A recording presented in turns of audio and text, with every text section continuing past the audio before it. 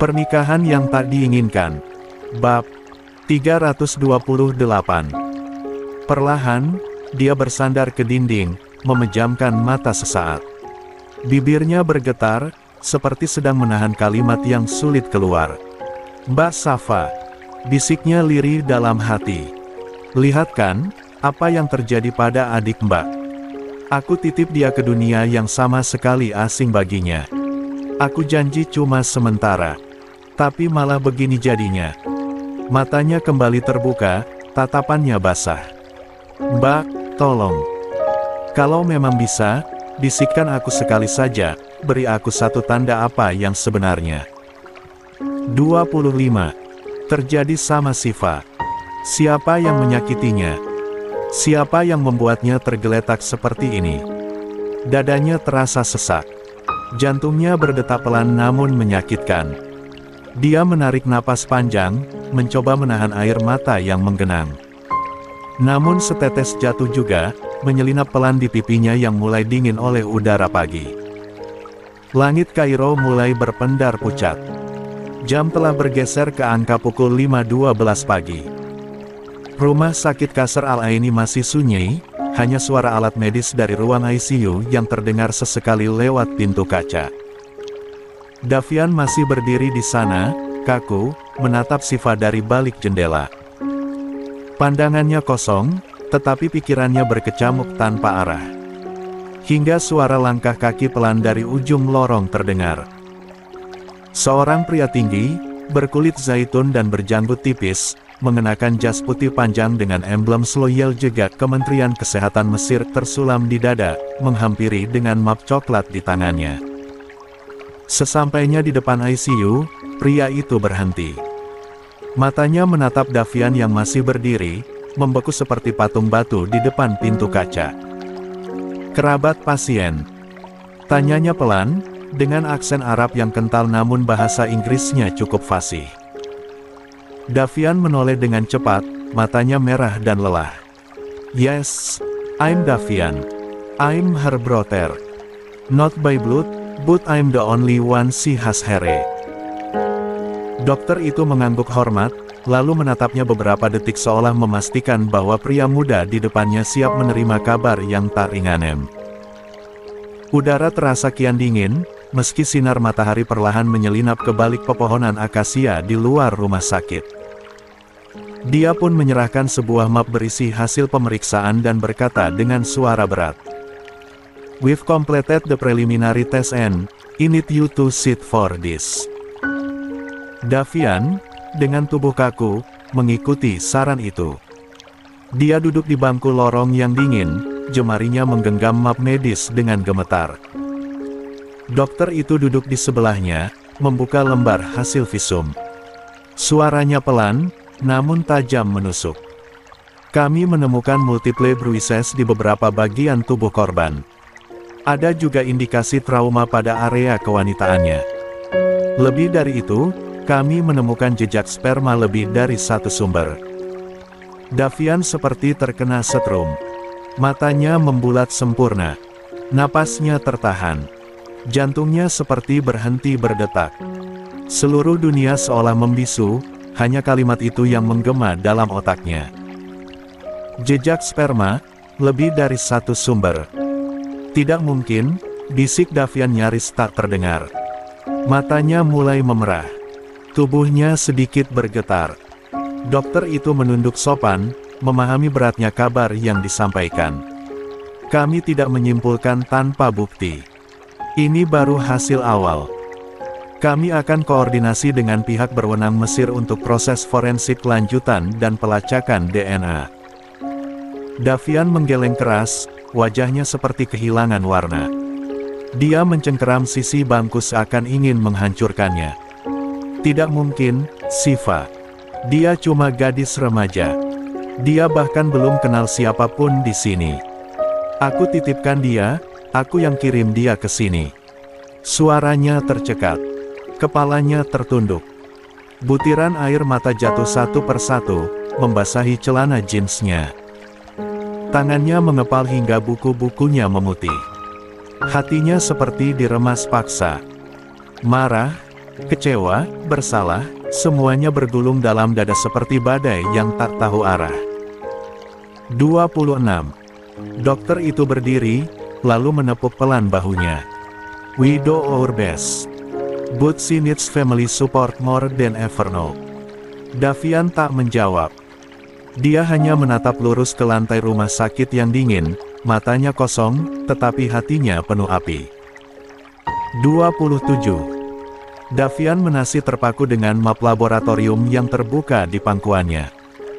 Kata demi kata, angka demi angka, dan istilah medis yang tertulis di sana seakan menamparnya berkali-kali.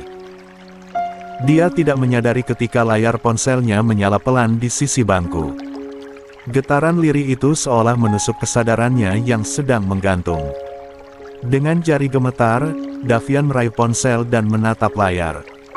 Pesan telegram yang masuk dari Paman Siva membuat jantungnya berdebar tak menentu.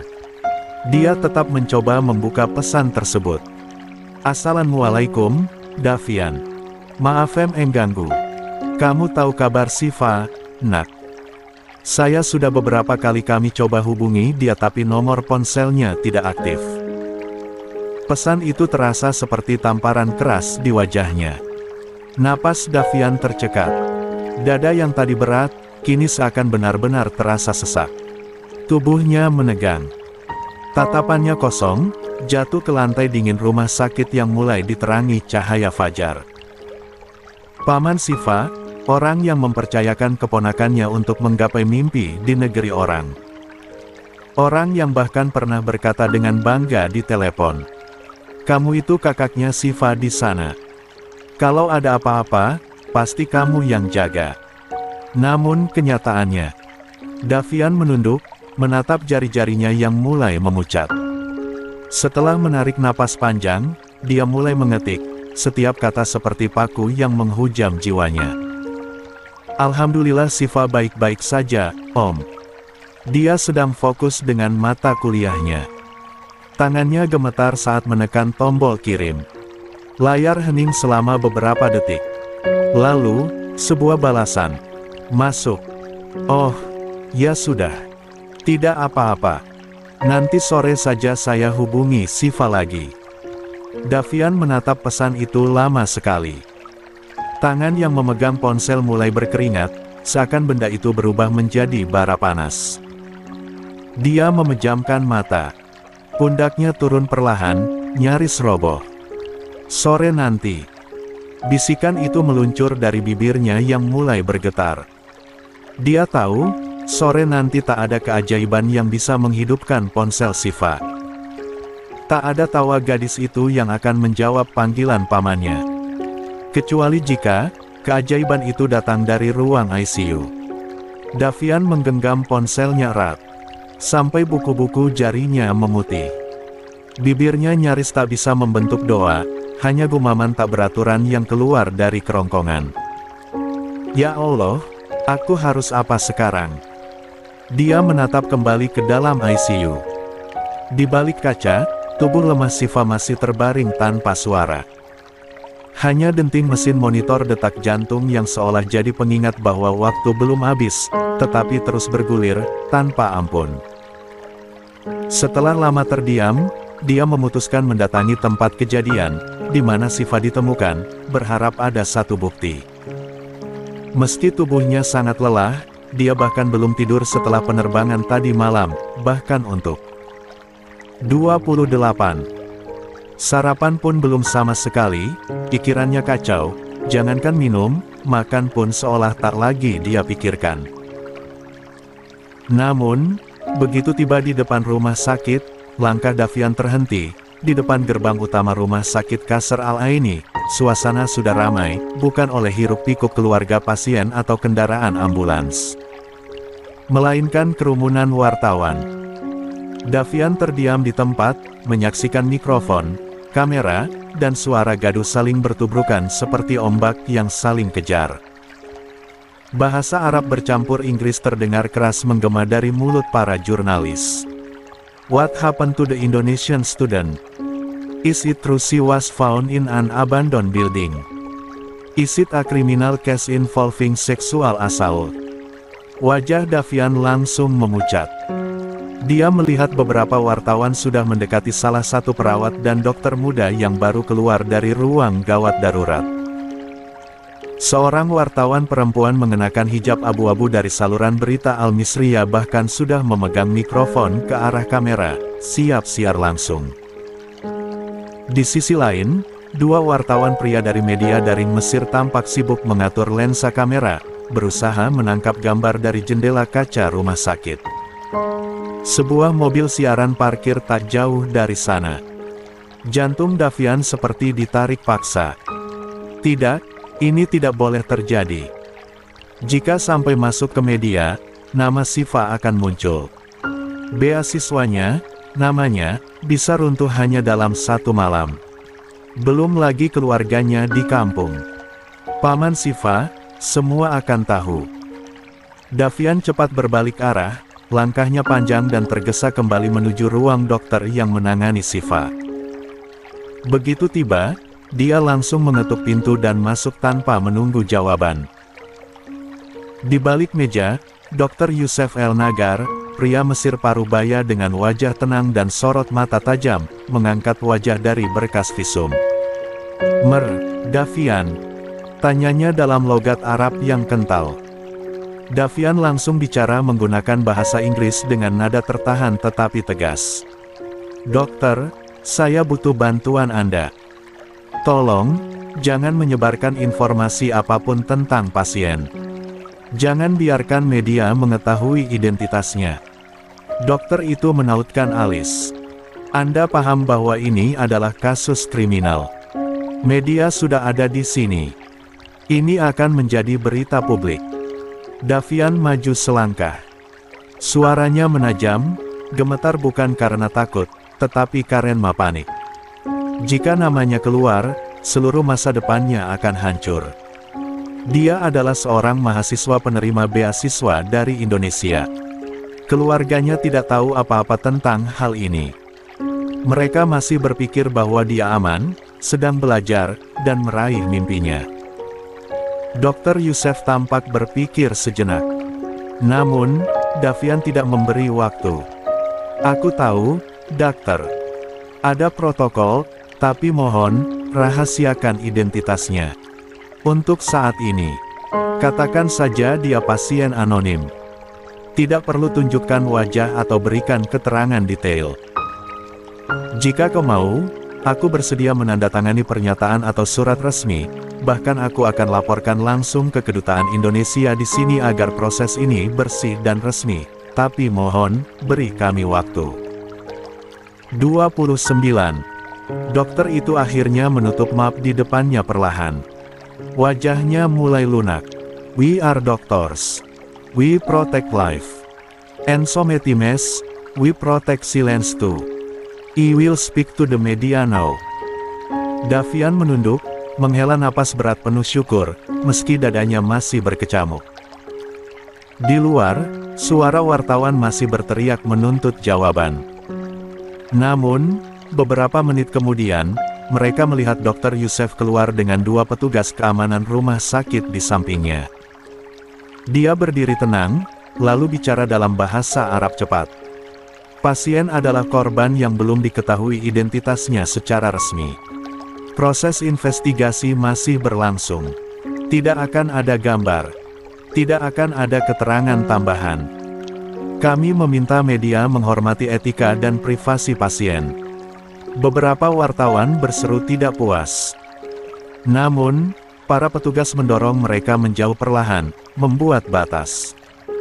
Gambar kamera tetap menyala, namun tak ada informasi berarti yang bisa mereka dapatkan. Dari balik pintu kaca, Davian menonton kejadian itu. Keringat dingin membasahi punggungnya. Tubuhnya masih bergetar. Namun, setidaknya, Syifa masih terlindungi. Untuk saat ini, Davian menarik napas panjang sambil memejamkan mata sesaat. Sebelum akhirnya memutuskan mendatangi tempat yang akan dia tuju. Setelah keluar dari rumah sakit, Davian langsung menaiki taksi tua berwarna putih dan hitam, khas kota tua ini. Bau knalpot dan aroma parfum lemon bercampur dengan debu jalanan menyusup dari kaca yang sedikit terbuka. Sopir bertubuh kurus dengan sorban lusuh di kepalanya tak banyak bicara, hanya sesekali melirik dari kaca spion, memastikan penumpangnya tak tersesat arah. Sari, Al-Madrasah, daerah dekat kampus Al-Azhar, kata Davian dalam bahasa Inggris terbata, diselingi isyarat tangan. Sopir itu hanya mengangguk, melajukan taksi melewati jalanan sempit yang diapit bangunan tua bercat pasir yang mulai terkelupas. Namun, Davian tidak menuju ke asrama. Tujuannya lebih spesifik, gedung kosong tempat Shiva ditemukan, sebuah bangunan yang sudah lama tak digunakan dan nyaris dilupakan oleh kehidupan kampus. Dia mendapat titik lokasinya dari Yusuf tadi malam. Begitu taksi berhenti, Davian turun dengan cepat, menatap bangunan 2 lantai di hadapannya. Tampak terbengkalai. Cat mengelupas.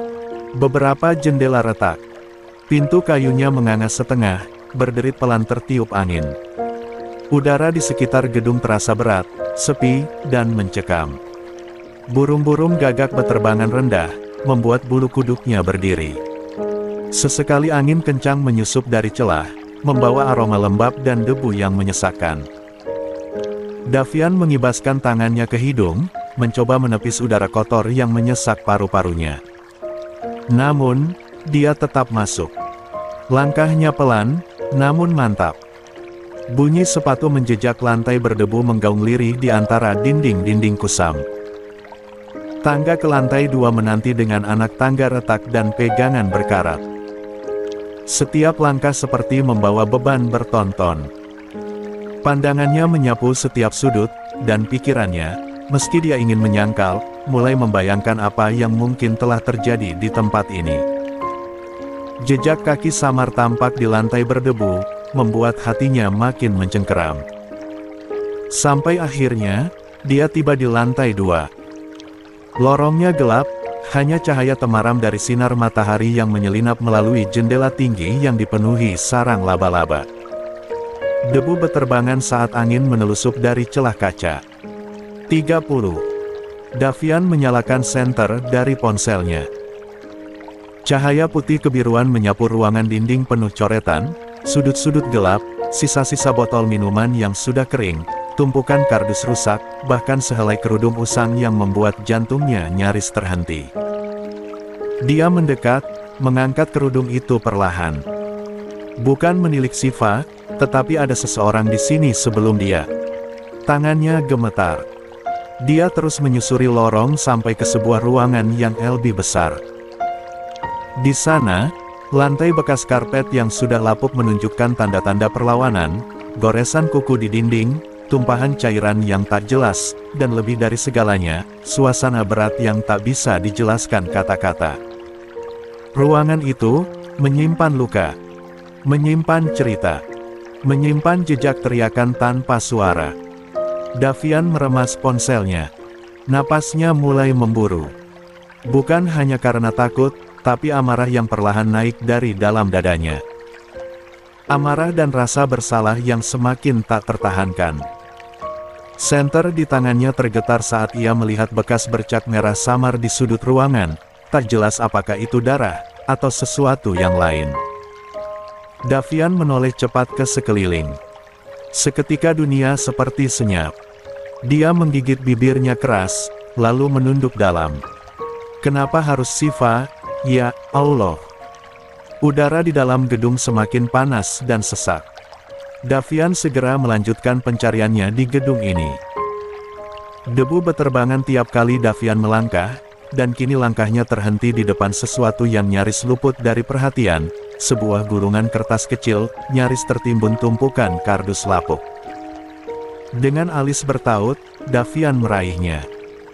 Gulungan itu tampak seperti kertas catatan, sudah diremas dan bernoda. Tangannya dengan perlahan membuka lipatan demi lipatan. Namun, suara bising dari lantai bawah mendadak terdengar. Derap langkah tergesa dan gaung mikrofon, disertai suara nyaring dalam bahasa Arab, menciptakan gema dalam lorong kosong itu. Davian refleks menghentikan napasnya. Dia buru-buru menyelipkan gulungan itu ke dalam saku jaket. Tangannya gemetar, langkahnya langsung terarah menuju tangga, turun beberapa anak tangga, lalu berhenti dan mengintip dari balik pembatas tangga retak. Matanya membelalak. Wartawan cukup banyak. Mereka berkerumun di depan pintu masuk gedung, beberapa sudah masuk hingga lorong utama. Mikrofon berlogo stasiun TV lokal dan internasional terangkat tinggi. Kamera menyala. Suara klik shutter kamera memekakkan telinga. Namun bukan itu yang membuat dada Davian berdesir dingin. Tepat di tengah kerumunan, berdiri seorang pria parubaya, tampak lusuh, berkemeja krem, mengenakan peci hitam, dan mimik wajahnya cemas bercampur gugup. Tangannya terus menggerak saat menjelaskan sesuatu. Bahasa Arab yang dia gunakan cepat dan penuh tekanan. Davian mengenal gaya tersebut. Saksi pertama. Mungkin dia yang menemukan Siva. Tangan Davian langsung mencengkeram kuat pagar tangga yang mulai berkarat. Jantungnya berdentum kencang. Dia tahu betul, jika dirinya terlihat, pertanyaan akan menghujani. Dia bisa langsung dikaitkan dengan Siva sebagai kenalan, kerabat, bahkan tersangka. Wartawan di Mesir terkenal tak kenal ampun. Sekali saja mereka mencium aroma skandal, nama korban dan keluarganya bisa terseret tanpa batas. Apalagi jika mereka tahu Siva adalah mahasiswi asing penerima beasiswa dari Indonesia. Berita ini akan meledak. Media sosial bisa menghancurkan masa depan gadis itu hanya dalam semalam. 31. Dan kini, polisi juga sudah ada di sana. Seragam coklat tua dengan lambang elang Mesir tersemat di dada kiri. Mereka berbicara dengan pria saksi tadi, mencatat sesuatu, lalu salah satu dari mereka mengarahkan pandangan ke dalam lorong gedung. Davian panik, napasnya memburu, oksigen seperti dicuri dari sekitarnya. Jika aku turun, aku bisa dianggap menyusup, atau lebih buruk lagi, menjadi tersangka. Tapi jika tetap di sini, dan mereka masuk, aku tetap akan ketahuan. Jalan keluar, di mana jalan keluarnya? Dia memejamkan mata sejenak. Lagi dan lagi dia harus memutar otak dengan cepat. Lalu seperti mendapat kilatan ide, Dian merogoh ponsel. Jemarinya gesit mengetik pesan ke Yusuf. Wartawan dan polisi sudah ada di gedung kosong, aku di dalam, bantu aku keluar tanpa terlihat. Tak lama, pesan dibaca. Balasan dari Yusuf pun muncul. Tunggu 5 menit. Aku akan datangi mereka, alihkan perhatian. Lalu kamu ke jendela samping lantai 2. Aku parkir mobil di sana. Davian menelan ludah. 5 menit terasa seperti 5 tahun. Namun seperti rencana, beberapa saat kemudian terdengar suara gaduh baru dari arah luar gedung. Yusuf, dengan tampang dramatis dan suara lantang berteriak pada polisi dan wartawan. Maaf, seharusnya kalian membiarkan polisi menyelidiki kasus ini lebih dulu. Dibanding harus datang ke tempat ini, dan menciptakan kegaduhan, gedung ini dekat dengan asrama mahasiswa di sini. Saya juga lihat berita jika dokter masih melindungi identitas korban, jadi saya mohon untuk menghargai korban juga. Wartawan langsung mengarahkan mikrofon ke Yusuf. Seperti semut pada setetes madu. Sementara itu, Davian tak menunggu lebih lama. Dia menyelinap naik ke lantai 2 lagi, lalu menuju jendela tua di sisi timur, satu-satunya yang tak disegel. Dia mendorong pelan, kayunya berderit. Debu menempel di tangannya. Mobil hitam sudah terparkir di bawah, tersembunyi di balik pohon akasia besar. Tanpa pikir panjang, Davian melompat, tak jauh, hanya sekitar 2 meter ke atap rendah yang menyambung ke pagar belakang. Dia mendarat dengan bunyi gedebuk ringan, menggigit bibir menahan nyeri di engkel. Lalu dia berlari ke arah mobil, membuka pintu belakang dan masuk sambil menyusup napas. Tak berselang lama, Yusuf kembali dengan napas saling memburu. Kandang reok. Dia seperti baru saja mengeluarkan seluruh energinya menghadapi para wartawan. Mana, Kak? Yusuf langsung melajukan kendaraan, menjauh sebelum siapapun menyadari. Dalam mobil, Davian terdiam, hanya matanya yang menatap lurus ke depan. Kak Sandi. Peluh menetes di pelipis, meski cuaca masih pagi. Nata Kenapa nih. kamu nekat sih datangi tempat itu, Dav? Suara Yusuf sedikit meninggi, namun tetap mencoba tenang, meski turun nada lagi. khawatirnya begitu nyata. Situ rumahnya. Tangannya menggenggam erat setir mobil yang melaju di tengah jalanan Kairo yang perlahan mulai menggeliat oleh kehidupan pagi. Kamu tahu, kondisi ini makin memanas. Media udah mulai ngendus, institusi kampus bisa terseret, apalagi korban masih dirahasiakan identitasnya. Kamu muncul di TKP, sendirian, tanpa izin, kamu bisa diseret, Dav. Davian tidak langsung menjawab. Napasnya berat. Jari-jarinya menekan pelipis, lalu mengusap wajah dengan kasar. Tubuhnya bersandar lelah ke kursi mobil. Aku tahu. Suaranya pelan, namun getir. Tapi aku juga manusia, Yus. Bukan mesin yang bisa duduk diam nunggu hasil forensik keluar kayak nunggu hasil ujian. 32. Matanya memerah menahan emosi. Siva itu seperti adikku sendiri. Keluarganya percaya sama aku, sangat percaya. Lalu sekarang, jika sudah seperti ini, aku harus apa? Suasana mobil menjadi berat. Hanya suara kendaraan sesekali lewat, dan sayup azan dari kejauhan. Aku bahkan gak berani pakai nama papa, abangku, atau bahkan hubungi siapapun di Indonesia, karena aku tahu, kalau sampai kabar ini terdengar di sana sebelum waktunya, sebelum aku tahu siapa pelakunya, semua akan hancur. Nama Siva pun akan tercoreng, nama baiknya, masa depannya akan hancur. Yusuf menggertakkan gigi, masih mencoba bersabar. Tapi kamu harus logis, Dav. Ada prosedur, ada hukum. Kita harus tunggu kepolisian bergerak. Kamu bertindak sendiri, itu bisa balik ke kamu. Bisa jadi bumerang. Davian mendongak, menatap Yusuf dengan tatapan yang mulai menyala. Logis. Suara Davian naik 1 oktav, matanya memerah. Kamu bicara soal logika saat Siva terbaring dengan selang di tubuhnya, Yus. Nada suaranya bergetar, seperti seseorang yang memaksa dirinya tetap waras di tengah badai. Tangannya mengepal di pangkuannya, tubuhnya tegang seperti tali busur yang siap putus. Seandainya ada saudaramu dilecehkan, ujarnya dengan nada rendah namun tajam, seperti bilah pisau yang ditarik perlahan. Hasil lab menunjukkan lebih dari 1, paham? Bukan 1, lebih dari 1 sperma di tubuh Siva. Yusuf refleks menginjak pedal rem, dia lalu menoleh ke belakang, matanya membelalak. Napasnya tercekat. Itu pertama kali dia mendengar fakta itu dari mulut Davian. Bayangkan saja, logika mana yang harus aku gunakan dalam kondisi kayak begitu. Davian menggeleng pelan, matanya berkaca-kaca, namun tak meneteskan air mata. Logika itu baik, tapi tidak ketika rasa kemanusiaan ditendang sampai ke selokan. Yusuf membuka mulut, ingin bicara, namun tak ada kata yang keluar. Lalu Davian melanjutkan, suaranya kini lebih pelan, tetapi jauh lebih menghantam. Aku bukan pahlawan. Bukan polisi, bukan siapa-siapa.